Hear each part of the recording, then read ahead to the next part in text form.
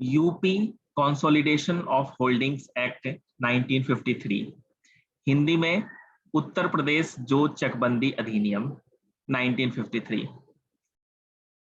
Uttar Pradesh consolidation, consolidation कहने का मतलब क्या है? एकत्र करना, किसी चीज को एक जगह जमा करना।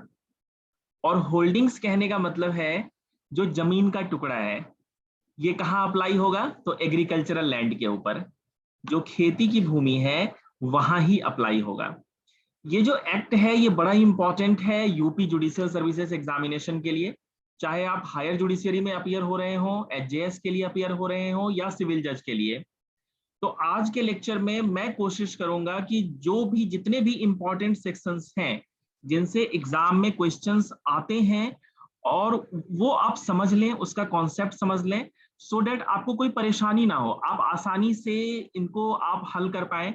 क्योंकि ये पढ़ते नहीं है, हमारे सिलेबस में जनरली होता नहीं है, जो दूसरे स्टेट्स के हैं या यूपी के भी अलग अलग यूनिवर्सिटीज में, तो ये इसको समझना थोड़ा मुश्किल होता है। तो मैं आपको बिल्कुल आसान भाषा में कोशिश करूंगा कि मैं आपको UP consolidation of holdings act आज बता दूं। तो कंसोलिडेशन कहने का मतलब हुआ आपने एक भूमि के टुकड़े को इकट्ठा करना। तो इकट्ठा कैसे करोगे? कोई भूमि का टुकड़ा कोई मूवेबल प्रॉपर्टी तो है नहीं कि आपने एक जगह से दूसरे जगह ले गए, फिर कैसे इकट्ठा करेंगे? तो इकट्ठा कैसे करते हैं? ये जो एक्ट है ये परमानेंटली एप्लीकेशन में नहीं होता है। उस एरिया में, जिस एरिया में इसकी एप्लीकेशन होनी होती है, वहां के लिए स्टेट गवर्नमेंट एक नोटिफिकेशन लाती है कि हाँ, एक सपोज मान लो एक गांव है, एक विलेज है एक्स, उस विलेज में कंसोलिडेशन ऑपरेशन होना है, इसको हिंदी में चकबंदी कहते हैं। तो जिस विलेज में या जिस जगह पर, जिस जिले में, जहां भी ये चकबंदी की प्रक्रिया होनी है, जहां भी जो होल्डिंग्स हैं, जो भूमि के टुकड़े हैं, उनको संघत करना है, उनको एक जगह लाना है, उनको एक जगह इकट्ठा करना है, वहां पर स्टेट गवर्नमेंट क्या करती है? उस एरिया के लिए नोटिफिकेशन लाती है। याद रखना है, वेरी इंपॉर्टेंट है सेक्शन 4 और सेक्शन 5। इसको आगे मैं डिस्कस करूंगा जब मैं सेक्शंस डिस्कस करूंगा। पहले इसके ऑब्जेक्ट को समझ लो, क्या होता है ये एक्ट, होता क्या है। तो ये परमानेंट एप्लीकेशन में नहीं होता है, जैसे वो रिवेन्यू एक्ट होती है, जो यहाँ ये उस वक्त जब इसको नोटिफाई किया गया, उस नोटिफिकेशन से लेकर जब तक सेक्शन 52 में इसको क्लोज नहीं कर दिया जाएगा। तो ध्यान से समझना, सेक्शन 4 में स्टेट गवर्नमेंट ने नोटिफाई किया कि इस पर्टिकुलर विलेज में चकबंदी ऑपरेशंस होने हैं, इस पर्टिकुलर विलेज में भूमि के टुकड़े को एक जो दूर दूर हैं, अलग अलग जगहों पर है, उनको इकट्ठा करना है। कब तक? जब तक सेक्शन 52 में उसको क्लोज करने की नोटिफिकेशन ना आ जाए, जब कंसोलिडेशन ऑपरेशन को क्लोज ना कर दिया जाए सेक्शन 52 में। तो ये सेक्शन 4 से लेकर सेक्शन 52 के बीच में अब ये चकबंदी की प्रक्रिया ये कैसे होगी, इसको हम समझेंगे जो अलग अलग सेक्शंस से। अब इसमें जैसे मान लो मेरी एक जमीन है, मैं एक टेन्योर होल्डर हूं, कहने का मतलब मैं एक, सपोज मेरी कुछ जमीनें हैं एक गांव में, एक जमीन है नॉर्थ में, दूसरी जमीन है साउथ में, तीसरी जमीन है ईस्ट में, चौथी जमीन है वेस्ट में। अब मान लो ये एक एक एकड़ की 4 जमीनें हैं। अब ये जब कंसोलिडेशन होगी तो वो जो सारी लैंड्स जो बिखरे हुए हैं, वो कोशिश की जाएगी कि वो मुझे एक जगह पर दे दी जाए। तो नेचुरली जब मुझे वो एक जगह पर दे दी जाएगी तो मेरे लिए आसान हो जाएगा उसमें, वहां पर इरिगेशन करना, वहां सिंचाई करना, उस जमीन को देख रेख करना, वहां पर कल्टीवेशन करना, क्रॉप्स उगाना, ट्रीज वेस्ट जो भी है, मेरे लिए सब कुछ आसान हो जाएगा। यही पर्पस भी है, यही पर्पस है कि उन सारी जमीनों को, वो जो बिखरे हुए हैं, एक ही टेन्योर होल्डर के 4 जगह जमीनें हैं, उनको इकट्ठा कर लेना। जितनी जिसकी हैं उसको अलग अलग, जितनी जमीनें हैं उसके अनुपात में उसको देना, उसकी वैल्यूएशन के अनुपात में देना, उसकी फर्टिलिटी को देखना। और इसके अलावा जैसे कि गांव में पब्लिक पर्पस के लिए, मान लो कि गांव में शमशान की जरूरत है, कब्रिस्तान की जरूरत है, गांव में कोई बैंक्वेट हॉल की जरूरत है, गांव में कोई मंदिर की जरूरत है, गांव में हरिजन आबादी को बसाने के लिए जरूरत है, गांव में बुजुर्गों के लिए कोई खेल कूद के लिए कोई जगह बनानी है, या उनके उनके संरक्षण के लिए कोई जगह बनानी है। तो इन सारी बातों का ध्यान रखते हुए यहाँ पर ये कंसोलिडेशन ऑफिसर्स जो होंगे, जो चकबंदी अधिकारी होंगे, वो यहाँ पर काम करते हैं और यहाँ पर इस जो सेक्शंस हैं उसके अकॉर्डिंग वहां पर उस प्रक्रिया के तहत वो उसको कंसोलिडेट करते हैं, राइट। तो ये था आपका ऑब्जेक्ट, जो कि आपने ये समझ लिया होगा कि ये कंसोलिडेशन ऑफ होल्डिंग्स एक्ट होता क्या है। अब आ जाओ, मैं इसको सेक्शन वाइज डिस्कस करूंगा। तो जो सेक्शंस हैं उनमें जो सेक्शन 1 है, तो सेक्शन 1 आपका short title extent and commencement के बारे में बात कर रही है कि कहाँ अप्लाई होता है। तो naturally state of Uttar Pradesh में अप्लाई होता है। अब ये सेक्शन 3 में आ जाओ, डेफिनेशन पार्ट पर। तो डेफिनेशन में क्या है, ये जो सबसे पहला डेफिनेशन है असिस्टेंट कंसोलिडेशन ऑफिसर का, सबसे पहली डेफिनेशन है ये। तो इसको समझने में एक बात आप ध्यान रख लो, जब एग्जाम में क्वेश्चंस आते हैं तो वहां पर हमें यही कंफ्यूजन होती है कि ये जो क्वेश्चन आया है उसमें एसीओ भी होता है, कंसोलिडेशन ऑफिसर भी होता है, सेटलमेंट ऑफिसर भी होता है ऑप्शन में, कलेक्टर भी होता है। अब कौन सा काम कौन कर रहा है, कौन नहीं कर रहा है। तो इसके लिए आप ऐसे समझ सकते हैं आप इसको कि ये सारी अपॉइंटमेंट स्टेट गवर्नमेंट्स की होती है। आप आगे भी देखेंगे सेक्शन 1 में, तो जो भी अपॉइंटमेंट्स हैं वो किनकी है, वो स्टेट गवर्नमेंट कर रही है। लेकिन जो नीचे के लेवल पर जो भी काम, लॉजिस्टिक ऑपरेशंस जो आप कह लो, या नीचे के लेवल पर जो भी देखना है, पड़ताल करना है, इकट्ठा करना है, उसको समझना है, तो ये सारा काम किसका होता है, ये सारा काम होता है एसीओ का। और एसीओ के अंडर में कौन होते हैं, वो लेखपाल होते हैं। जो कंसोलिडेशन लेखपाल होते हैं वो उनके डायरेक्शंस के अकॉर्डिंग काम करते हैं। तो इसमें जब आपने देखा सेक्शन 3 में, तो सबसे पहला आपका असिस्टेंट कंसोलिडेशन ऑफिसर था। तो आपने याद रखना है कि स्टेट गवर्नमेंट अपॉइंट करेगी, इसको सहायक चकबंदी अधिकारी कहते हैं। और जो ज्यादातर आप जब देखोगे, जो आगे के सेक्शंस हम डिस्कस करेंगे, तो वहां पर आप पाओगे कि जो एसीओस हैं वो सारे ही ऑपरेशंस, जो भी जमीन से उसको मैप तैयार करना, उसको रिवाइज करना, वो सारे काम आप देखोगे कि वो एसीओ के जिम्मे होता है। और इसमें जो आपने याद रखना है वो सेक्शन 3 का सबसेक्शन 2 याद रखना है। सबसेक्शन 1A आपका कहता है, चक के बारे में बात करता है। चक हम खेत को बोलते हैं, चक को हिंदी में समझ लो ऐसे साधारण भाषा में कि वो खेतों को कहते हैं। जो लैंड है, जो उसको टेन्योर होल्डर को ऑन कंसोलिडेशन अलॉट हो रहा है, उसको चक कहते हैं। तो वैसे कोशिश की जाती है, आगे के सेक्शंस में आप पढ़ेंगे, कि वो उसमें 3 चक से ज्यादा ना दिए जाएं। जब इकट्ठा हो, उसको इकट्ठा किया जाए, तो एक टेन्योर होल्डर को 3 चक से ज्यादा ना दिए जाएं। इसकी जो दूसरी है सेक्शन 3 का सबसेक्शन 2 है, वो कंसोलिडेशन के बारे में बात करता है। तो कंसोलिडेशन जो आपने समझा, rearrangement of holdings in a unit among several tenure holders. Rearrangement of holdings, उन खेतों को रीअरेंज करना, उन कटक के जोतों को रीअरेंज करना, वही होता है कंसोलिडेशन। तो इसमें आपने एग्जाम पर्पस से क्या याद रखना है कि होल्डिंग्स में क्या क्या नहीं आएंगे, उस जोत में, जोत के अंतर्गत क्या क्या नहीं आएंगे। तो वैसी भूमि, वैसा लैंड जो कि ग्रोव है, जैसे मान लो जब नोटिफिकेशन जारी हुई, क्योंकि ये तो परमानेंटली ऑपरेशन में तो होता नहीं है, इसके लिए तो स्टेट गवर्नमेंट नोटिफाई करती है कि हाँ इस पर्टिकुलर विलेज में, इस पर्टिकुलर एरिया में चकबंदी होनी है, इस पर्टिकुलर एरिया में कंसोलिडेशन ऑपरेशन होने हैं। तो उन जगहों पर जहां पर वो लैंड नोटिफाई होने से पहले अगर वो कोई ग्रोव थी, कोई बाग थी, तो वो इसमें नहीं आएगी। कोई वैसी जमीनें जिसमें कि बाढ़ का पानी आता हो और उससे वहां पर इंटेंसिव सॉइल इरोजन होता हो या कटाव होता हो, तो वो भूमि भी इसमें नहीं आएगी। वैसी भूमि जहां पर प्रोलॉन्ग्ड वाटर लॉगिंग हो, पानी जमा होता हो, वो भी इसमें नहीं आएगी।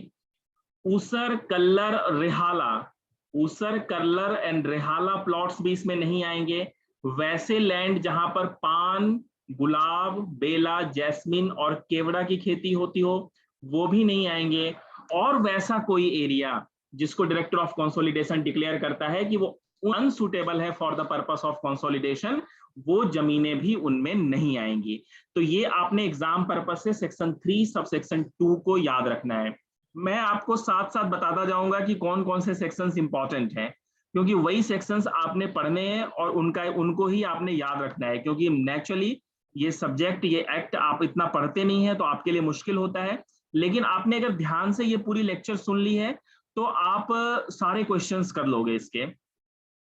अब आ जाओ इसका सेक्शन इसमें सेक्शन 3 में मैं डिस्कस कर रहा हूं। सेक्शन 3 के सब सेक्शन 4 को याद रखना, डायरेक्टर ऑफ कंसोलिडेशन के बारे में बात करता है। इसकी हायरार्की मैं आपको बताऊंगा कि कैसे हायरार्की होती है। तो जैसे सबसे पहले आपने समझा डायरेक्टर ऑफ कंसोलिडेशन हो गया सबसे ऊपर, उसके बाद हो गया आपका district deputy director of consolidation, उसके बाद हो गया आपका सेटलमेंट ऑफिसर, उसके बाद हो गया आपका कंसोलिडेशन ऑफिसर, और उसके बाद असिस्टेंट कंसोलिडेशन ऑफिसर, और उसके नीचे कंसोलिडेशन लेखपाल।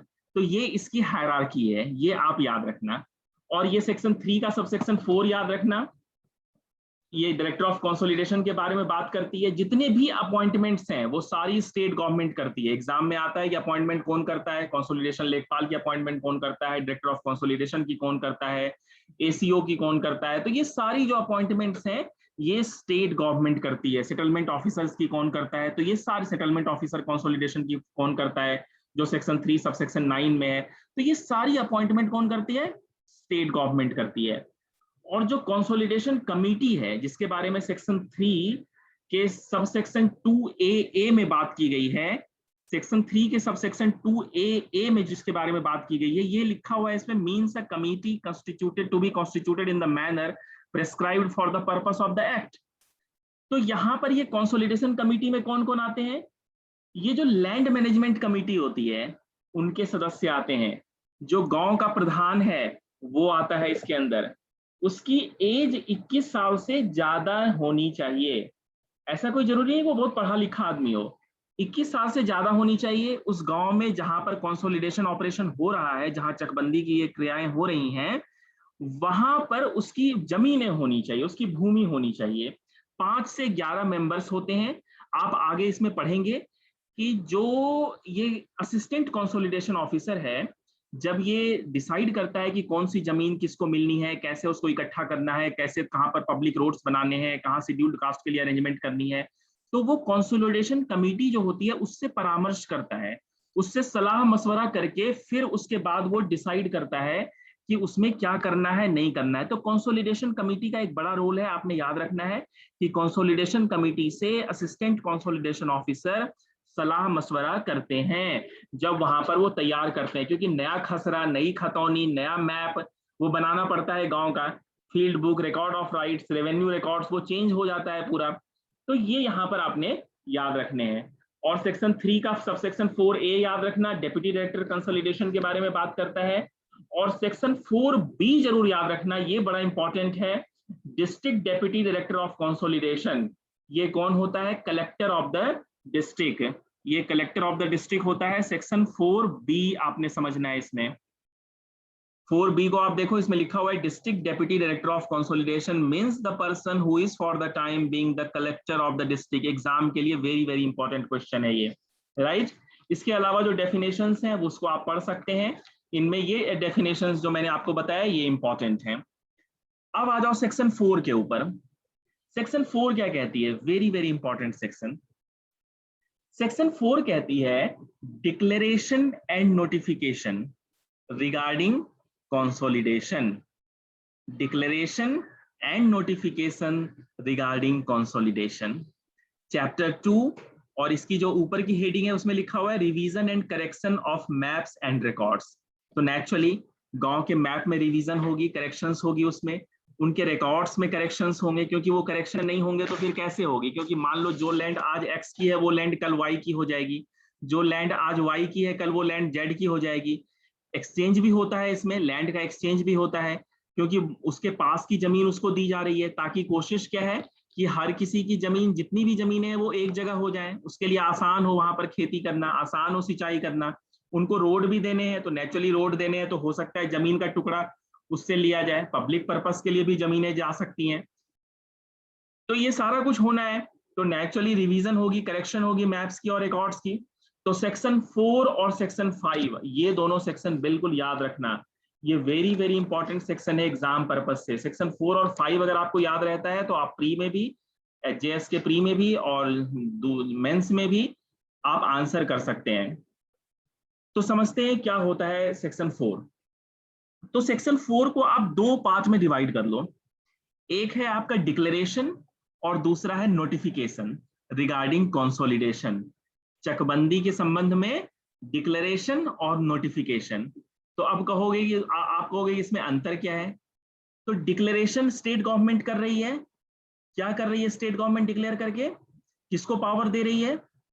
डिक्लेरेशन की कि हाँ विलेज एक्स है, इस विलेज में अब क्या होना है? कंसोलिडेशन ऑपरेशन होने हैं, चकबंदी का काम यहां पर किया जाना है। तो अब उसके बिहाफ पर इसमें देखो लिखा हुआ है district deputy director of consolidation. तो ये जो district deputy director of consolidation है सेक्शन 4 में, जो आपने अभी पढ़ा कलेक्टर, अब ये कलेक्टर इंपावर्ड हो गया। जैसे ही डिक्लेयर किया स्टेट गवर्नमेंट ने, वहां पर अब क्या हो गया? ये इंपावर्ड हो गया। किस चीज के लिए? कि उस जगह पर जाकर सर्वे करने के लिए, उसकी रेक्टेंगुलेशन करने के लिए। रेक्टेंगुलेशन ऑफिसर्स भी आते हैं जो वहां पर जो पिलर्स हैं वो लगाने के लिए, जो भी जरूरी है वहां पर काम करने के लिए, वो वहां पर किया जाएगा। तो ये यहाँ पर सेक्शन 4 पावर स्टेट गवर्नमेंट ने डिक्लेयर किया। इंपावर किसको किया? District deputy director of consolidation को, जो कलेक्टर है।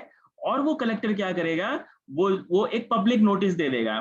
पब्लिक नोटिस में क्या देगा कि हाँ इस गांव में इस जगह पर यहाँ पर ये कंसोलिडेशन ऑपरेशंस होने हैं। अब ये जब पब्लिक नोटिस दे दिया गया, तो उस स्टेट गवर्नमेंट ने डिसाइड कर लिया कंसोलिडेशन ऑपरेशन स्टार्ट करने की। उस एरिया में कंसोलिडेशन ऑपरेशन होना है, तो उसकी नोटिफिकेशन की जाएगी। कहाँ नोटिफाई किया जाएगा उसको? गैजेट में नोटिफाई किया जाएगा। और जिस दिन इसको नोटिफाई कर दिया जाएगा, एग्जाम में ये क्वेश्चन आता है, याद रखना कि कब से ये माना जाएगा कि कंसोलिडेशन ऑपरेशन स्टार्ट हो गया। तो ये सेक्शन 4 का सबसेक्शन 2A और 2B आपने याद रखना है। 4 का सबसेक्शन 1 में डिक्लेरेशन हो गया, और सबसेक्शन 2 में क्या हो गया आपका? नोटिफिकेशन, कि अब उस एरिया में नोटिफिकेशन स्टार्ट कर दी जाए। नोटिफिकेशन कर दी गई मतलब पब्लिक उसमें गैजेट में उसको पब्लिश कर दिया गया। और एक जो डेली न्यूज़पेपर है उस एरिया में जो छपता है, जैसे मान लो आप जहां रहते हो दैनिक जागरण, दैनिक भास्कर, कोई भी अखबार होती है, तो वहां पर उस अखबार में उसको कर दिया जाता है कि वो यहाँ पर इस एरिया में चकबंदी की क्रिया होनी है। तो जिस डेट को नोटिफिकेशन हुई, उसी डेट से जब वो नोटिफिकेशन पब्लिश हो गई गैजेट में, तो ये वहां पर से माना जाएगा कि वहां पर उस एरिया में अब कंसोलिडेशन ऑपरेशन शुरू हो गया। तो इसका सबसे बड़ा प्रभाव क्या होता है, इफेक्ट क्या होता है, ये हम सेक्शन 5 में पढ़ेंगे कि कंसोलिडेशन ऑपरेशन स्टार्ट हो जाने से क्या असर पड़ता है इसके ऊपर। उससे पहले एक छोटा सा सेक्शन है सेक्शन 4A, उसको देख लो। सेक्शन 4A क्या कहता है कि ये तो ठीक है कि नोटिफिकेशन हो गई, पब्लिश कर दिया गया, कंसोलिडेशन ऑपरेशन हो गई है वहां पर स्टार्ट। अब यहां पर जब ये 4A कहता है, 4A में जब आप पढ़ोगे, 4A को जब आप रीड करोगे, तो उसमें सेक्शन 52 के बारे में बात की जा रही है। तो मैंने बताया था आपको स्टार्ट में ही, जब मैंने लेक्चर स्टार्ट किया था, कि 4 में नोटिफिकेशन होगी, 4 में डिक्लेरेशन होगी, और 52 में ये बताया जाएगा कि अब इस एरिया में क्लोज कर दिया जाएगा ऑपरेशन, उसकी उसकी पब्लिश किया जाएगा उसको तो ये 4 और 52 के बीच में सारा कुछ होना है। तो यहां पर जो 52 है वो ये कह रहा है कि जब स्टेट गवर्नमेंट ने ये डिक्लेयर कर दिया, नोटिफिकेशन इश्यू कर दिया अंडर सेक्शन 52 कि अब यहां पर क्लोज हो गया ऑपरेशन, कंसोलिडेशन ऑपरेशन क्लोज हो गया, तो फिर उस एरिया में भी अगर पब्लिक इंटरेस्ट डिमांड करती है तो दोबारा से कंसोलिडेशन ऑपरेशन हो सकता है, दोबारा से चकबंदी की क्रिया हो सकती है, चकबंदी प्रक्रियाएं हो सकती हैं। ये 4A बताता है, very very important for exam purpose. इसमें आपने याद रखना है। तो कैसे हो सकता है? पब्लिक इंटरेस्ट में अगर हो तो कर सकती है सरकार, गैजेट में फिर से उसको डिक्लेयर कर सकती है कि हाँ इस एरिया में हुआ था, विलेज एक्स में कंसोलिडेशन ऑपरेशन हो गया था, सेक्शन 52 में स्टेट गवर्नमेंट ने नोटिफाई कर दिया था कि ये क्लोज कर दिया जाए, लेकिन उसके बाद दोबारा से स्टार्ट करना है तो कम से कम कितने सालों के बाद? 20 years. No such declaration shall be issued within 20 years from the date of the notification. ये आपने याद रखना है, 20 years आपने। और स्पेशल सर्कमस्टांसेस में 10 साल। मतलब इसको आप समअप ऐसे कर सकते हैं कि सेक्शन 4 की नोटिफिकेशन जब आ गई, सेक्शन 4 में जब डिक्लेयर हो गया, गैजेट में पब्लिश हो गया, न्यूज़पेपर में आ गया, और जब उसके बाद सारी चकबंदी क्रियाएं, कंसोलिडेशन ऑपरेशंस जब पूरे हो गए और सेक्शन 52 में स्टेट गवर्नमेंट ने कह दिया कि हाँ यहाँ पर अब चकबंदी प्रक्रियाएं समाप्त हो चुकी हैं, उसको क्लोज कर दिया गया, तो उसके बाद अगर बाद में ऐसा लगता है कि नहीं कुछ रह गया था, कुछ जमीनें रह गई थी, कुछ पब्लिक पर्पसेस के लिए कुछ पार्क बनाने थे, कुछ और करना था, नहीं हो पाया है, दोबारा से करना है, या फिर कई सारे ऑब्जेक्शंस हैं, कई सारे बीच में रुकावटें आ गई थी, तो जब प्रक्रिया खत्म हो गई तो दोबारा करने के लिए कितने साल का इंतजार करना है? 20 साल का। अगर स्पेशल सर्कमस्टांसेस हैं तब 10 साल में पब्लिक इंटरेस्ट होना चाहिए, लेकिन मिनिमम कितने ईयर्स के लिए? 20 ईयर्स के लिए। अगर 10 साल कब होंगे? जब वहां पर उस केस में जहां पर कि स्पेशल सर्कमस्टांसेस हो गई, कोई विशेष परिस्थितियां हैं कि स्टेट गवर्नमेंट को लगता है कि वो जरूरी है करना, तो फिर रिकंसोलिडेशन ऑपरेशन होगा वहां पर। यही कहता है section 4A। Now come to section 5। अब सेक्शन 5 क्या कहती है? इफेक्ट के बारे में बात करती है कि जब नोटिफिकेशन हो गई, जब नोटिफाई हो गया, तो उसकी अब इफेक्ट क्या क्या होगी? नेचुरली अब उस जगह पर क्या चेंजेस आएंगे, उन लैंड्स के ऊपर क्या चेंजेस आएंगे, वहां पर जो अब कानूनी जो चल रही थी, अगर मान लो कोई डिस्प्यूट था कोई दो टेन्योर होल्डर्स के बीच में, तो उसका क्या होगा, वो कहाँ चलेंगी। अब जो काम करेंगे, जो कंसोलिडेशन ऑफिसर्स अब अपॉइंट हो गए, वो जो काम करेंगे, तो उनको पावर क्या होगी, उनको सिविल कोर्ट की पावर होगी। तो ये सारी चीजें अब इसके इफेक्ट हो गए अब यहाँ पर। तो section 5 again very important.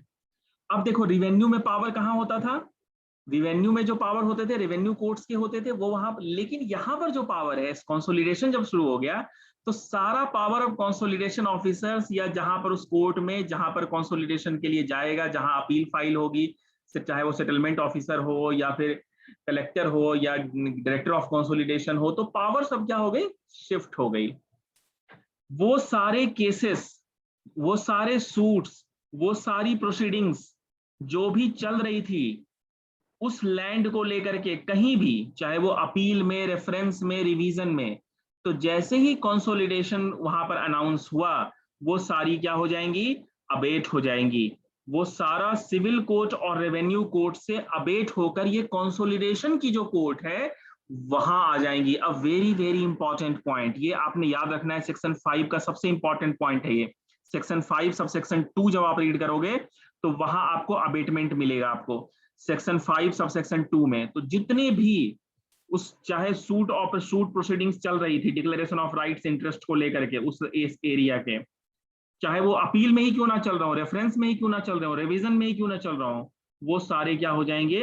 Abate हो जाएंगे। और वो सारे कहाँ आ जाएंगे? वो अबेटमेंट होकर के, वो समाप्त होकर वो आ जाएंगे। ऐसा नहीं है कि वो चलेगा नहीं, वो आ जाएगा कंसोलिडेशन वाली जो कोर्ट है वहां पर आ जाएगी वो, और वहां पर फिर उसकी सुनवाई होगी, वहां पर जो उस कोर्ट में उसको देखा जाएगा। इससे पहले 5(1) क्या कहता है? 5(1) यही कहता है कि अब ये जो district deputy director of consolidation है, जो डीडीसी हैं यहाँ पर, जो कलेक्टर हैं, ये कलेक्टर को अब पावर मिल गई सर्वे करने की, विलेज मैप बनाने की, फील्ड बुक बनाने की, एनुअल रजिस्टर बनाने की।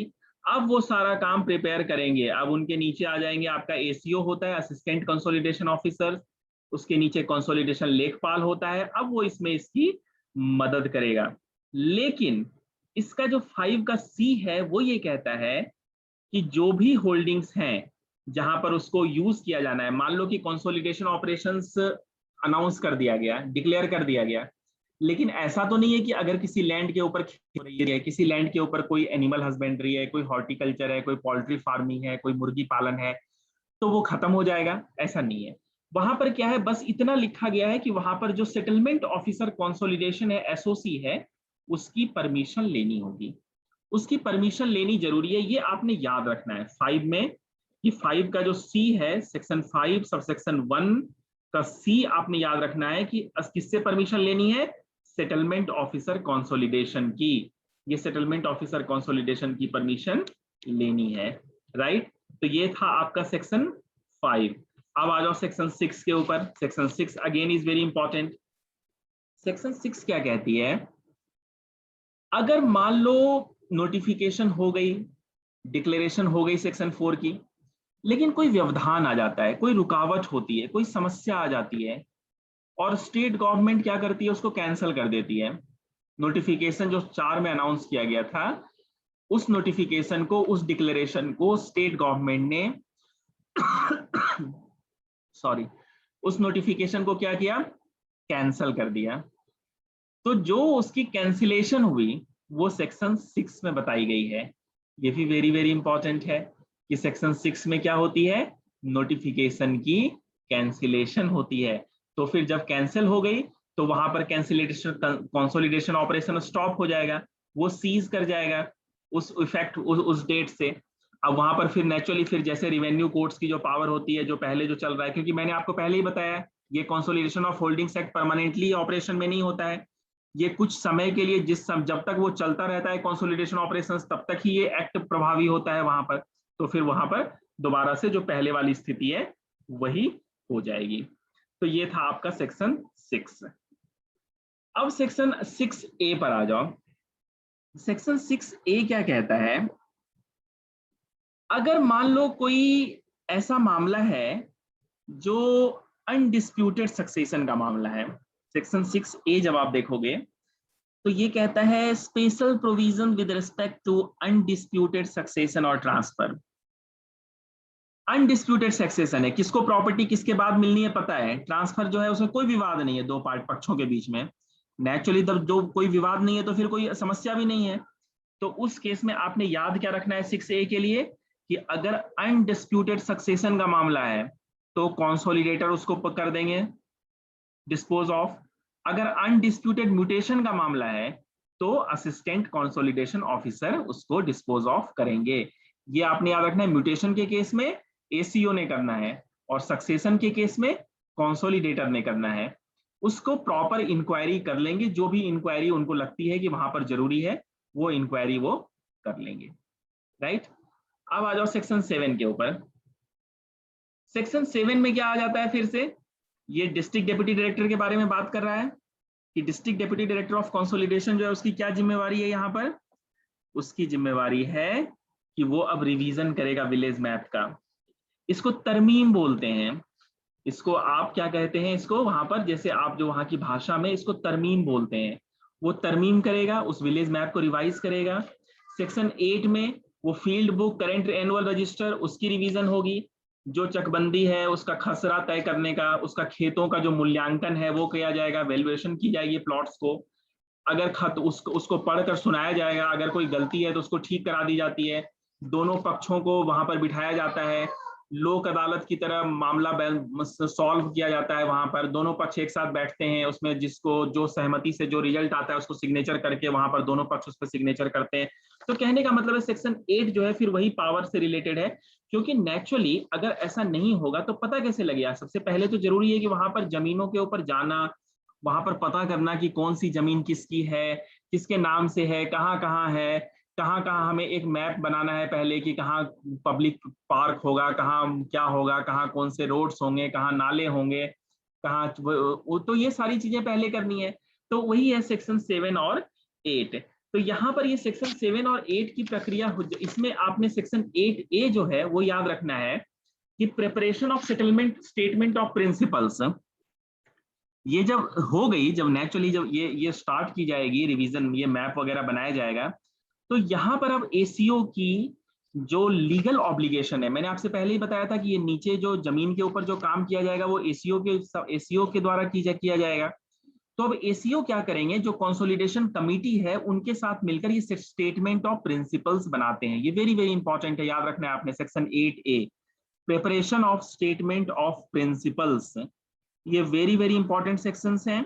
इसमें आपने जो याद रखना है प्री के पॉइंट ऑफ व्यू से, वो याद रखना है कि एसीओ ने कंसोलिडेशन कमेटी को क्या करना है, कंसल्ट करना है, जो वो प्रिपेयर करेगा, क्योंकि नेचुरली वो गांव का है, गांव का प्रधान है, गांव का आदमी है, गांव से उस रिलेटेड है, उसकी जमीनें है, उसको सब कुछ पता है वहां के बारे में, क्या गांव की जरूरतें हैं ये भी उसको पता है, क्या गांव में नहीं है ये भी उसको पता है। तो इसमें ये 4 पॉइंट आपको दिए हुए स्टेटमेंट ऑफ प्रिंसिपल्स में क्या क्या आएगा, ये वेरी वेरी इंपॉर्टेंट है ये सेक्शन। तो उसमें वो सारे डिटेल्स आएंगे उस एरिया के, जो ईयर मार्क्ड किए जाएंगे एक्सटेंशन के लिए, जो लैंडलेस पर्सन है गांव में, जो भूमिहीन है, उनको कौन सी जमीनें दी जाएंगी, कौन सा land tenure holder public purpose के लिए देगा, मतलब मान लो पार्क के लिए दिया जा रहा है, मान लो मंदिर के लिए दिया जा रहा है, मान लो मस्जिद के लिए दिया जा रहा है, मान लो शमशान कब्रिस्तान के लिए दिया जा रहा है, तो वो कहाँ दिया जाएगा, कौन सा क्या स्टैंडर्ड प्लॉट होगा ईच यूनिट का, क्योंकि मान लो बिखरे बिखरे होते हैं, मान लो तिकोने प्लॉट हैं, कोई किसी तरह से, तो यहाँ पर ये कोशिश की जाती है कंसोलिडेशन ऑपरेशंस में कि जो चौकोन रेक्टेंगुलर हो वो, तो वो रेक्टेंगुलर प्लॉट्स वहां पर कोशिश की जाती है बनाने की, तो स्टैंडर्ड प्लॉट्स वहां पर वो बनाए जाते हैं, तो उसकी और उसमें ध्यान क्या रखा जाता है कि उसकी प्रोडक्टिविटी, उसकी लोकेशन, उसकी एग्जिस्टिंग सॉइल क्लास, इन बातों का ध्यान रखते हैं। क्योंकि मान लो अगर किसी की लैंड फर्टाइल है तो उसको बंजर भूमि तो नहीं दे सकते कि तुम्हारी लैंड दूर है, तुम्हें पास की जमीन दे रहे हैं तो तुम्हें बंजर भूमि दे देते हैं, ऐसा तो नहीं कर सकते। उसको जमीनें जब दी जाएंगी तो उसको जमीनें कौन सी दी जाएंगी, वो जमीन दी जाएगी जो जमीन उपजाऊ है, जो जमीन उसके लेवल की है, जो जमीन, वैसी ही जमीनें दी जाएंगी। यहां पर ये बड़ी वेरी वेरी इंपॉर्टेंट है सेक्शन 8A। अब सेक्शन 9 क्या कहती है कि जो भी यहां पर ये प्रिपरेशन हुआ, सेक्शन 9 क्या कह रही है, जो भी प्रिपरेशन हुई है उसको क्या करता है, एसीओ ने प्रिपेयर किया है। सेक्शन 9 जब आप देखोगे, issue of extract from records and statement in publication of records, तो ये सेक्शन 8 और 8A वगैरह में आपने पढ़ा, रिवीजन ऑफ मैप पढ़ा पहले, उसके आपने फिर preparation of statement of principles पढ़ा, ये सारा कुछ देखा। तो नेचुरली जब ये तैयार हुआ तो इसको क्या किया जाएगा, पब्लिश किया जाएगा। ये सेक्शन 9 का प्रकाशन भी इसको कहते हैं, क्या कहते हैं, सेक्शन 9 का प्रकाशन, कि अब तक जो भी है ये गांव में इसको बंटवा दो, गांव में सारे लोगों को वितरित करा दो ये, और गांव के लोग इसको देख लेंगे, और अगर किसी की कोई ऑब्जेक्शन है, किसी को कोई डिस्प्यूट है, किसी को लगता है कि नहीं ये गलत किया गया है, इसमें यहाँ पर डिस्प्यूट है, तो वहां पर क्या है, इसमें इसमें सबसेक्शन 2 जब आप देखेंगे तो 21 दिन के अंदर, विद इन 21 डेज, जो भी ये नोटिस जब दिया गया, नोटिस देने के बाद 21 दिन के बाद ये क्या करते हैं, consolidation of assistant consolidation officer के पास ये फाइल कर सकते हैं कि भाई मेरे को ये ऑब्जेक्शन है, मैं जो ये एंट्री हुई है, मान लो किसी का नाम है रामपाल, उसका नाम लिखा गया है उसमें रामलाल, तो अब उसको करेक्ट कराना है कि नहीं रामलाल नहीं रामपाल होगा, या मान लो इस तरह के कोई भी करेक्टनेस है, कोई भी त्रुटि है, कोई भी एंट्रीज में ही कुछ दिक्कत है, मान लो 1 एकड़ की जगह 2 एकड़ हो गया है, 1.5 एकड़ हो गया, कुछ भी हो सकता है, पार्टीशन से रिलेटेड कोई डिस्प्यूट है, तो कोई भी ऐसे डिस्प्यूट जो है ये यहाँ पर 21 दिन के अंदर ये एसीओ के पास ला सकते हैं।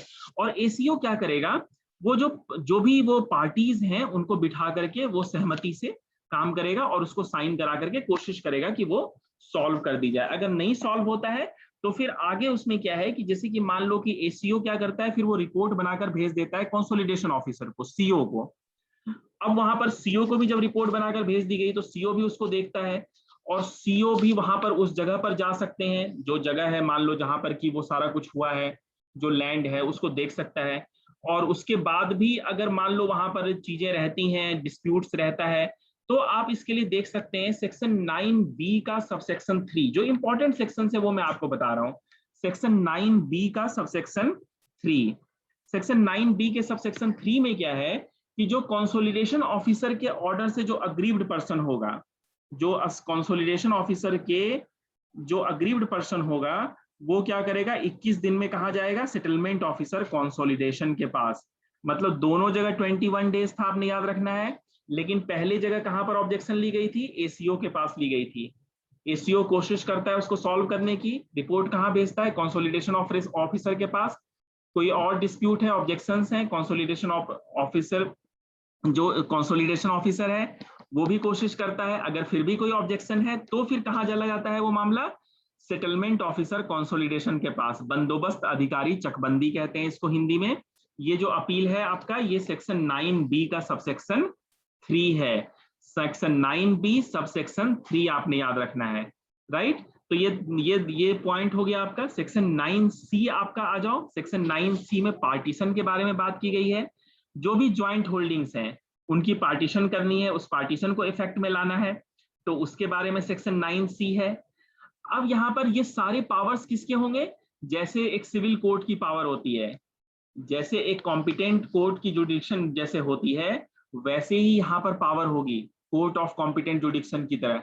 यहाँ पर विटनेसेस की जैसे लाना होता है, जैसे गवाही रिकॉर्ड करानी होती है, वैसे ही पावर होती है सेम। और जो उनके निर्णय होते हैं, जो उनके डिसीजंस होते हैं, वो भी अंतिम होते हैं। वो जैसे जो अपील या रेफरेंस या रिवीजन की जो पावर दी गई है, सुविधा, वो है यहाँ पर। अपील आपने देख रहे हो, रेफरेंस और रिवीजन आगे के सेक्शंस में है, जो कि बड़े इंपॉर्टेंट सेक्शन है। इसके बाद क्या होता है, अब देखो, अब ये ऑब्जेक्शंस वगैरह लिया गया तो नेचुरली अब रिवाइज किया जाएगा। तो सेक्शन 10 में आप देखोगे तो उसमें कहता है रिवाइज्ड एनुअल रजिस्टर। सेक्शन 10 में क्या कहता है, रिवाइज्ड एनुअल रजिस्टर। अब ये बना देंगे, रिवाइज्ड एनुअल रजिस्टर को प्रिपेयर करेंगे ये। इसके बाद फिर से सेक्शन 11 में अपील आती है। सेक्शन 11 में अपील आती है, ये फिर से अपील वही है, जो भी प्रोसीडिंग्स में सेक्शन 9A में अग्रीव्ड है, एसीओ या सीओ के डिसीजन से वो 21 दिन में सेटलमेंट ऑफिसर कंसोलिडेशन के पास जा सकता है। मतलब एसीओ और सीओ से ऊपर कौन है, सेटलमेंट ऑफिसर कंसोलिडेशन, जहां पर अपील करनी है। और तीनों जगह आपने जो देखा वहां पर 21 डेज ही है। और यहाँ पर आप सबसेक्शन 11 का सबसेक्शन 2 देखोगे तो वो क्लियरली कहता है कि shall be deemed to be a court of competent jurisdiction, वहां पर वो उनके जुडिक्शन होती है। अब इसके बाद आ जाओ 11A। 11A is very very important section, और एग्जाम में ये क्वेश्चन कैसे आता है 11A से, 11A से क्वेश्चन आता है एग्जाम में, कंस्ट्रक्टिव रेस जुडिकाटा कौन से सेक्शन में है, तो ये सेक्शन 11A में है। यहाँ पर आप लिख लेना, बेयर एक्ट में, आप अपने पास जो बेयर एक्ट है, ये इसको कंस्ट्रक्टिव रेस जुडिकाटा कहते हैं। क्यों कहते हैं कंस्ट्रक्टिव रेस जुडिकाटा, क्योंकि अब तक अपील वगैरह फाइल हो गई। अब कहता है अब भी अगर कोई क्लेम है लैंड का, कोई क्लेम है पार्टीशन ऑफ जॉइंट होल्डिंग्स का, कोई क्लेम है वैल्यूएशन ऑफ प्लॉट्स, ट्रीज या अदर इंप्रूवमेंट से रिलेटेड, तो जो धारा 9 के समय, सेक्शन 9 की प्रोसीडिंग्स के समय आपने रेज की जानी चाहिए थी, which might or ought to have been raised under that section but has not been raised, shall be raised or heard at the any subsequent stage of the consolidation proceedings। मतलब no question in respect of that। कोई भी question, वैसे विवाद जिसके बारे में, जो आप उस वक्त जो क्वेश्चन रेज कर सकते थे, आपने उस वक्त नहीं कहा कि मेरा नाम रामलाल है, रामपाल ही कहा। आपने नहीं कहा कि मेरी जमीन 1.5 एकड़ की थी, 1 एकड़ देखकर आपने कहा सही है। आपने नहीं कहा कि पार्टीशन गलत हुआ है, आपने नहीं कहा कि प्लॉट की वैल्यूएशन गलत हुई है। आपने उस क्वेश्चन को रेज नहीं किया, तो अब आप रेज नहीं करोगे। ये सेक्शन 11A है। ये इसको कंस्ट्रक्टिव रेस जुडिकाटा भी कहते हैं। यहाँ पर एग्जाम में क्वेश्चन आता है इस पॉइंट के ऊपर कि कंस्ट्रक्टिव रेस जुडिकाटा कहाँ है, राइट। इसके बाद आप आ जाओ सेक्शन 19 के ऊपर। इसके बाद जो इंपॉर्टेंट सेक्शन है वो है सेक्शन 19। सेक्शन 19 को आप रीड जरूर करना, सेक्शन 19 के सारे सब सेक्शंस को रीड करना, क्योंकि ये एग्जाम के लिए इंपॉर्टेंट है कि कौन कंसोलिडेशन स्कीम जो है वो, उसमें कौन कौन से कंडीशंस फुलफिल किए जाएंगे कंसोलिडेशन स्कीम के लिए। तो इसमें जो आपने याद रखना है सेक्शन 19 में, बाकी तो ठीक है, बाकी तो आप समझ रहे हो, जो वैल्यूएशन और बाकी बातें हमने डिस्कस की वही सेम चलेगा। इसमें जो आपने याद रखना है वो याद रखना है, जो इंपॉर्टेंट है सेक्शन 9 में, वो है सेक्शन 9 सबसेक्शन 1 का ई क्या कहता है, every tenure holder is as far as possible allotted a compact area at the place where he holds the largest part of his holdings। मतलब मेरी एक जमीन, एक 2 एकड़ का प्लॉट है मेरे पास, और बाकी जो जमीनें हैं वो 1 एकड़ की है, 1.5 एकड़ की है, जो बिखरी हुई हैं। तो मेरे को जब एक जगह जमीन दी जाएगी, तो जहां मेरी 2 एकड़ की जमीन है, जो लार्जेस्ट होल्डिंग है मेरी, उसी जगह पर दी जाएगी। ये इंपॉर्टेंट है। और उसमें कहता है कि जो मुझे दिया जाएगा, जो चक्स मुझे मिलेंगे, वो 3 से ज्यादा नहीं होंगे। वो कोशिश करते हैं कि एक ही जगह सारी दे दी जाए। अगर एक जगह पॉसिबल नहीं है तो 2 जगह दे दी जाए। अगर 2 जगह कोई पॉसिबल नहीं है तो 3 जगह दे दी जाए। मैक्सिमम इन्होंने ये कर रखा है कि 3 जगह ये दे सकते हैं, 3 चक से ज्यादा अलॉट नहीं किए जाएंगे। लेकिन अगर फिर भी लगता है कि अलॉट किए जाने, अगर मान लो कि वहां पर अप्रूवल लेनी है डिप्टी डायरेक्टर ऑफ कंसोलिडेशन की, डीडीसी की, कलेक्टर की, तो वहां पर वो ऐसा कर सकते हैं। लेकिन यहाँ पर ये कोशिश करेंगे कि 3 ही चक्स वहां पर एक बंदे को दिए जाएं, और जहां उसका सबसे बड़ा है उसी जगह पर दिए जाएं। और सिर्फ इस ग्राउंड के ऊपर ये प्रोविजो इसका देखोगे, जब प्रोविजो इसका ये कहता है कि सिर्फ इस ग्राउंड पर कि नोट इसको 2 से 3 से ज्यादा अलॉट कर दिए गए हैं चक्स, इसलिए यहां पर ये इनवैलिड है, तो ऐसा नहीं होता है। ये मे है, यहां पर जो वर्ड यूज किया गया है वो क्या है, मे है। वर्ड यूज्ड हियर इज मे, कि 3 से ज्यादा अलॉट नहीं किए जाएंगे, ऐसी कोशिश करनी है। लेकिन अगर ऐसा होता ही है तो उस ग्राउंड पर अगर परमिशन लेकर के, अप्रूवल लेकर के डीडीसी की, डेप्यूटी डायरेक्टर ऑफ कंसोलिडेशन की, तो वहां पर वो ऐसा कर सकते हैं, वो उसके उस वजह से वो इनवैलिड नहीं होता है। तो ये था आपका सेक्शन 19। सेक्शन 19 के बाद जो सेक्शन मैं आपसे डिस्कस करूंगा वो है सेक्शन 23। 23 क्या कहता है? 23 कहता है कि अब गांव जो है अब रेडी हो गया है, सारा कुछ हो गया, सब वैल्यूएशन वगैरह सब देख ली गई, सब कुछ हो गया, कहाँ क्या बनना है नहीं बनना है, प्लॉट्स वगैरह सब डिसाइड हो गए। अब जो गांव है वो रेडी है कि अब वहां पर पोजीशन जिसको जिसका देना है, सब कुछ हो गया है, जहां जिसका डिस्प्यूट है वो सब भी रिजॉल्व कर दिया गया है। अब विलेज इज रेडी कि जिसको जिसको जिसको जहां मिलना है वो मिलेगा। तो उसके लिए अब वहां पर सेक्शन 24 में इन्फोर्समेंट शुरू हो जाता है। सेक्शन 23 के बाद चैप्टर 4 में जब आप आ जाएंगे तो वो क्या कहता है? Enforcement of scheme. तो सेक्शन 24 में आपका क्या आ गया? Enforcement of scheme. अब क्या करना है? उस चक का, उस खेत का कब्जा दिलाना है। सेक्शन 27 में कहता है न्यू रेवेन्यू रिकॉर्ड्स, तो नेचुरली नया रेवेन्यू रिकॉर्ड्स आ जाएगा आप सेक्शन 27 में। सेक्शन 27 में न्यू रेवेन्यू रिकॉर्ड्स आ गया क्योंकि सब कुछ चेंज हो गया। सेक्शन 28 कहता है डिलीवरी ऑफ पोजेशन की डिलीवरी भी हो जाएगी। तो यहाँ पर ये 6 महीने का एक समय तय किया गया है, 6 मंथ्स का टाइम है। पावर ये असिस्टेंट कंसोलिडेशन ऑफिसर की है। जो सेक्शन 28 में आपने याद रखना है, सेक्शन 28 के दोनों प्रोविजो को आपने याद रखना है। क्यों याद रखना है? क्योंकि इसमें यह कहता है कि अगर एसीओ जो असिस्टेंट कंसोलिडेशन ऑफिसर है, अगर कोई रेसिस्टेंस होती है, कोई रुकावट होती है, कोई कहता है कि नहीं मैं ये क्योंकि अब तो कब्जा ट्रांसफर करना है, अब जिसको जिसका कब्जा है उसको दिलाना है, जिसकी जमीन जहां मिली है उसको वहां पहुंचाना है, तो वहां पर जो सिविल कोर्ट की पावर है in execution of a decree, very very important, section 28 sub section 1। तो वहां पर अगर कोई भी कंटेम्प्ट है, कोई रेसिस्टेंस है, तो वहां पर वो सारे पावर जो सिविल कोर्ट की है in execution of a decree for delivery of possession of a immovable property, वो सारे पावर एसीओ एक्सरसाइज कर सकता है। यहां तक कि एसीओ रीजन्स रिकॉर्ड करके अगर मान लो कोई लैंड है, उस लैंड के ऊपर कोई क्रॉप है, तो उस क्रॉप्स को भी वहां पर वो ट्रांसफर कर सकता है। अगर मान लो वो कहता है कि नहीं स्टैंडिंग क्रॉप है, उसको काट लिया जाए उसके बाद दिया जाए, तो वो भी कर सकता है।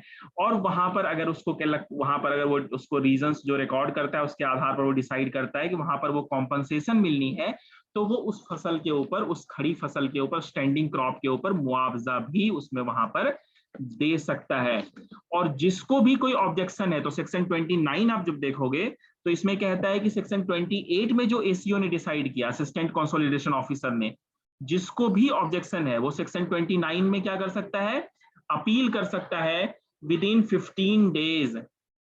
कहां अपील कर सकता है? Before the consolidation officer. याद रखना, वेरी वेरी इंपॉर्टेंट, सेक्शन 29। जहां भी possession over standing crop is delivered under section 28, खड़ी फसल का भी कब्जा जहां दे दिया एसीओ ने और उसके ऊपर कोई ऑब्जेक्शन है, तो 15 दिन के अंदर अपील में जा सकते हैं। कहां जा सकते हैं? कंसोलिडेशन ऑफिसर के पास जा सकते हैं अपील में। Section 29 B very very important, कि जहां पर पब्लिक पर्पस के लिए जो लैंड टेन्योर होल्डर ने कंट्रीब्यूट किया है, section 29 sub section B, sorry section 29 B, जहां पर पब्लिक पर्पसेस के लिए, पार्क के लिए, शमशान के लिए, कब्रिस्तान के लिए, धर्मशाला के लिए, मंदिर के लिए, मस्जिद के लिए, जहां पर भी, रोड के लिए, नाले के लिए, जहां पर भी वो किया गया है पब्लिक पर्पस के लिए, वहां पर अगर tenure holder bhumidhar with transferable rights है तो फिर उसको 4 गुना 4 टाइम्स मिलेगा।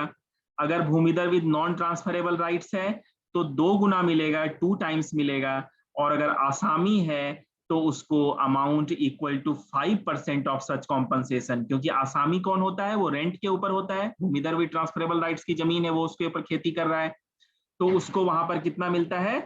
5% मिलता है। तो ये सेक्शन 29 बी को आप जरूर रीड करना, ये इंपॉर्टेंट है सेक्शन 29 बी। इसके बाद सेक्शन 30 है आपका, जो कि कहता है एक्सचेंज ऑफ पोजीशन। नेचुरली जब एक्सचेंज ऑफ पोजीशन हो गया तो जो राइट टाइटल इंटरेस्ट है वो भी चला गया उसमें।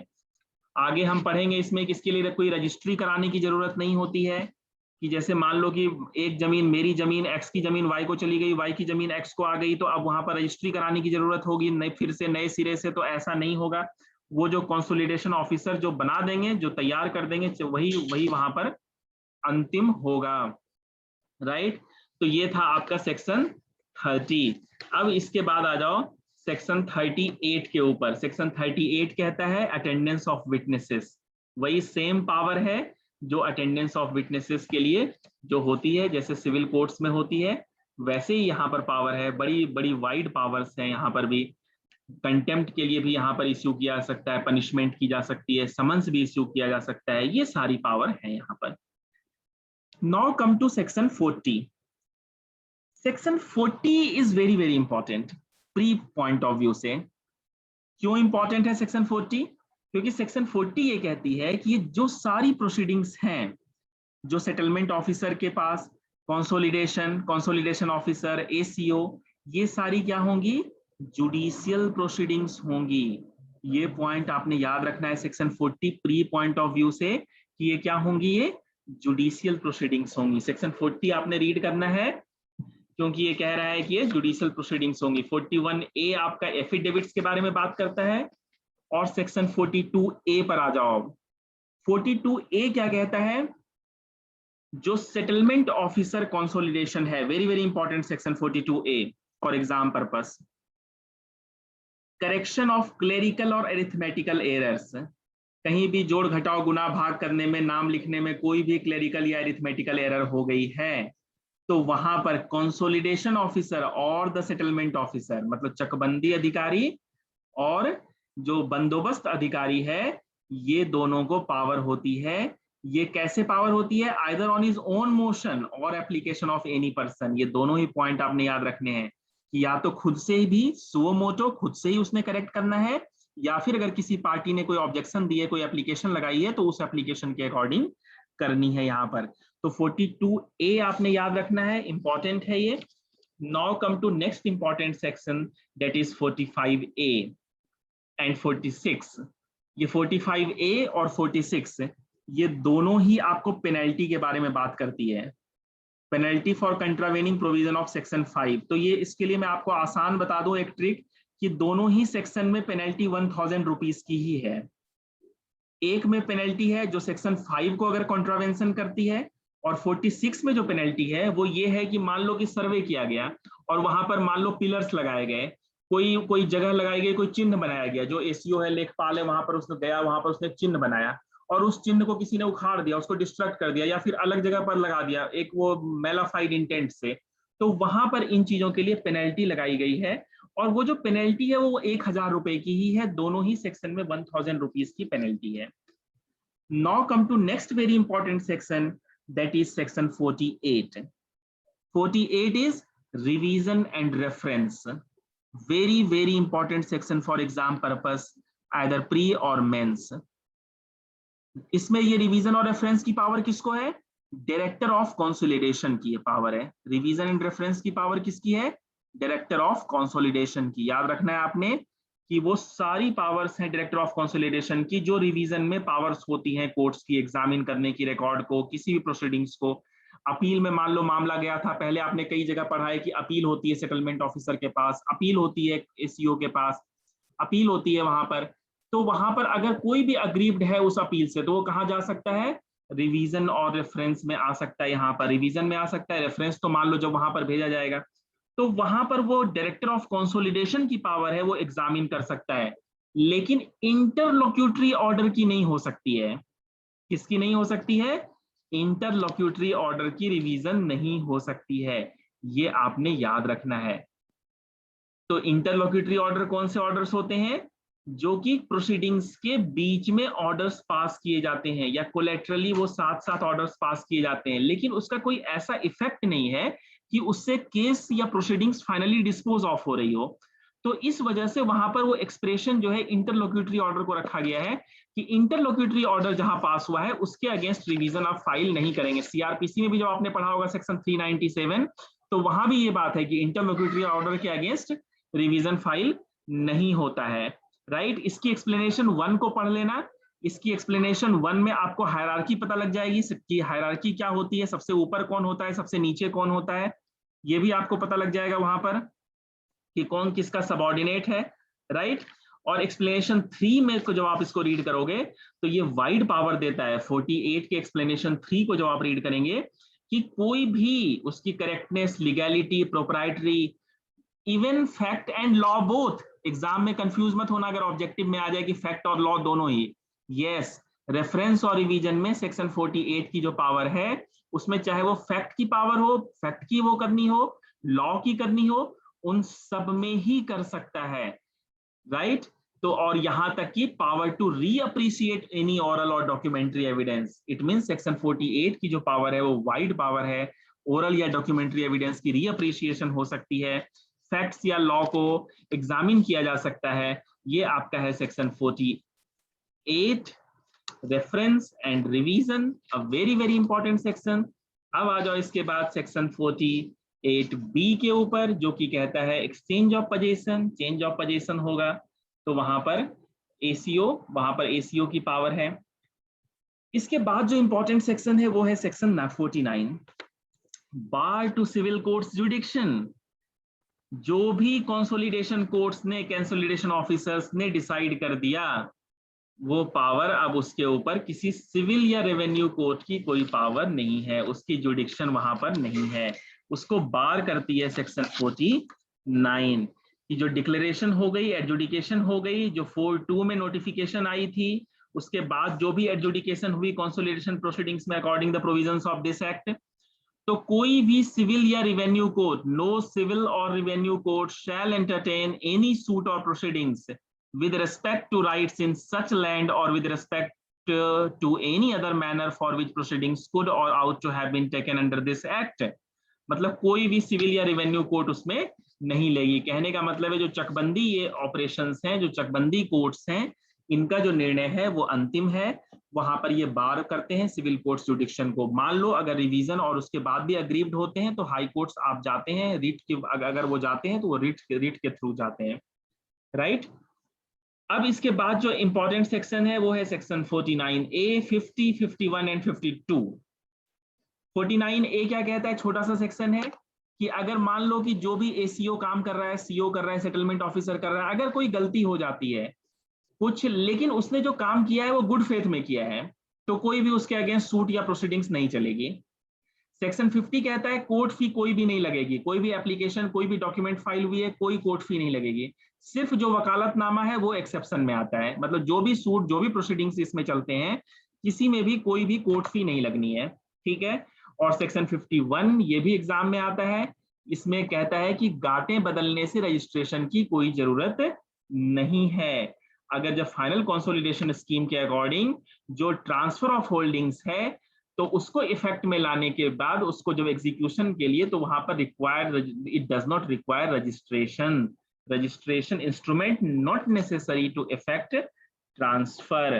तो यहाँ पर ये बड़ा इंपॉर्टेंट है, ये not sale any such instrument if executed requires registration, registry नहीं करानी है।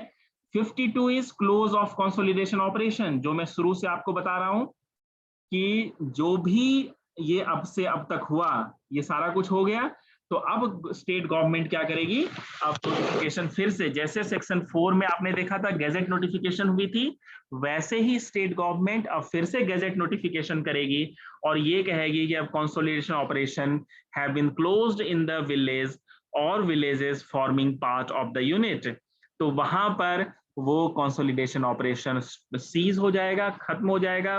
अब वहां पर जो भी फिर उसके बाद जो रिवेन्यू, उसके जब कंसोलिडेशन ऑपरेशंस क्लोज हो गए तो नेचुरली जो रिवेन्यू कोर्ट्स हैं उनकी पावर हो गई फिर उसके बाद जैसे चल रहा है। हाँ, लेकिन एक चीज है, अगर कोई सूट है, अगर आप इसका सबसेक्शन 2 देखोगे 52 का, तो वो ये कहता है कि अगर कोई मुकदमा चल रहा है और मान लो 52 की नोटिफिकेशन हो गई, तो ऐसा नहीं है कि वो मुकदमा रुक जाएगा, वो केस रुक जाएगी, वो सूट प्रोसीडिंग्स रुक जाएगी, वो ऐसा नहीं रुकेगी, वो चलती रहेगी वहां पर। तो ये आपका सबसेक्शन 2 कहता है। और सबसेक्शन 3 इसका ये कहता है कि अगर कोई अलॉटमेंट या लीज से रिलेटेड मामला है तो वहां पर अगर उसकी कैंसिलेशन हुई है तो ये जो 52 की नोटिफिकेशन है ये उसको इफेक्ट नहीं करेगा। वो वहां पर फिर से उसकी वैल्यू जो जो लीज या लैंड लीज का मामला है, अलॉटमेंट या लीज के मामले हैं और फिर उसको कैंसिल किया गया है, तो इसको आप सबसेक्शन 3 को आप पढ़ लेना, 52 के 3 को। तो आपको पता लग जाएगा कि वो consolidation operations for that purpose be deemed to have not closed. तो वहां पर वो वैल्यू ऑफ लैंड, वो सारी कुछ टेन्योर होल्डर्स जिसकी इंटाइटलमेंट है उसके अकॉर्डिंग उसको वैल्यूएशन करके वो दे दी जाएगी, राइट। लेकिन जो 52 है वो आपका क्लोज कर देता है ऑपरेशन को। इसके बाद जो एक सेक्शन है वो है 52A। 52A क्या है? 52 एक काफी बड़ा सेक्शन है, इसको मैं आपको शॉर्ट में बता देता हूँ, इसमें आपने याद क्या रखना है। ये क्या है कि जब 52 की अनाउंसमेंट हो गई, नोटिफिकेशन हो गई, जब कंसोलिडेशन ऑपरेशन क्लोज हो गया, उसके बाद अगर कलेक्टर को ऐसा लगता है कि चक रोड्स या चक गुल्स, चक गुल्स जहां तक मेरी समझ है ये नाले को कहते हैं, और रोड्स तो आप समझ ही रहे हैं। तो यहाँ पर ये चक रोड्स या चक गुल्स जो हैं, ये अगर मान लो कि नहीं है, मान लो कहीं रोड नहीं बन पाया या नाला के प्रोविजन नहीं दिया गया है, इनएडिक्वेट प्रोविजन है, तो उन केसेस में जहां पर नोटिफिकेशन हो गई है, 52 की नोटिफिकेशन 52(1) की हो गई है, क्लोजर की नोटिफिकेशन आ गई है, कलेक्टर क्या कर सकते हैं, वो चक रोड और चक गुल्स के बारे में वहां पर कर सकते हैं, उसकी व्यवस्था कर सकते हैं। कब? अगर 10%, जैसे मान लो एक गांव में 100 लोग हैं, 100 में से 10, मान लो कि 15 लोगों ने या 20 लोगों ने एक एप्लीकेशन लगाई कि यहाँ पर ये नहीं है, तो उस केस में कितने दिनों के अंदर? 6 मंथ्स के अंदर। तो क्या याद रखना है आपने? कलेक्टर ने करना है, 10% से ज्यादा जो टेन्योर होल्डर्स हैं उनकी एप्लीकेशन होनी है कितने दिनों के अंदर? जब 52 की नोटिफिकेशन आ गई उसके 6 महीने के अंदर।